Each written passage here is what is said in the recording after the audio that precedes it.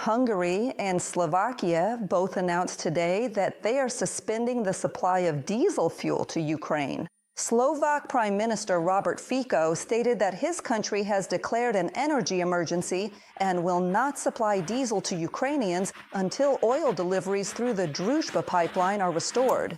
Until then, all fuel produced in Slovakia will be used exclusively for the domestic Slovak market. Hungarian Foreign Minister Peter Szijjártó made a similar statement. Hungary and Slovakia's share in Ukraine's diesel imports is 9 to 11%, according to experts, who say that the suspension of diesel fuel supplies is unlikely to affect prices at Ukrainian gas stations, since there are alternatives. And all this happened after the European Commission made concessions to Hungary. Budapest received temporary permission to import Russian oil by sea through Croatia, with further transportation via pipeline. Let me remind you, previously, Russian oil was delivered through Ukraine via the Druzhba pipeline. Since last month, transportation through Ukraine is stopped because the Druzhba pipeline was damaged by a Russian strike.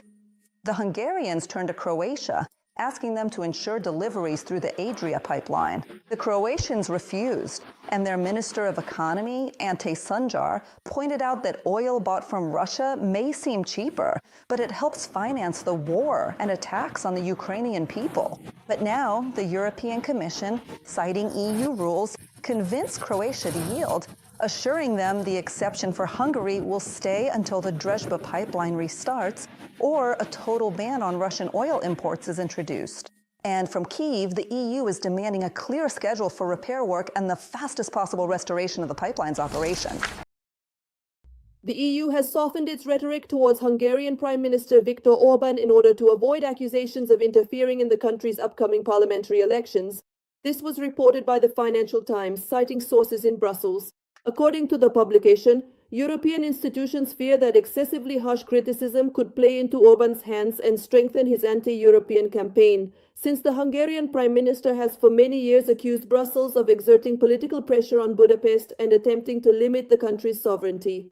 Financial Times sources note that the European Commission does not rule out the possibility of allocating an additional 200 billion 400 million euros to Hungary, despite previous concerns about the state of the rule of law in the Republic.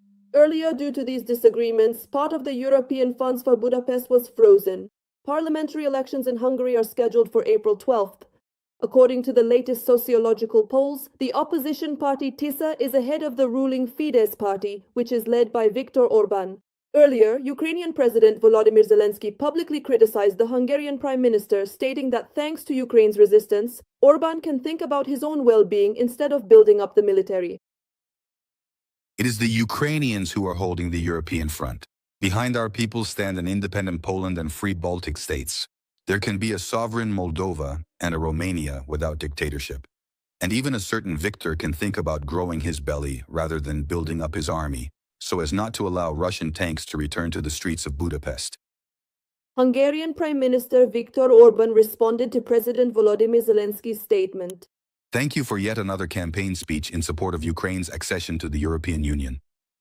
However, I must point out that there is something you misunderstand.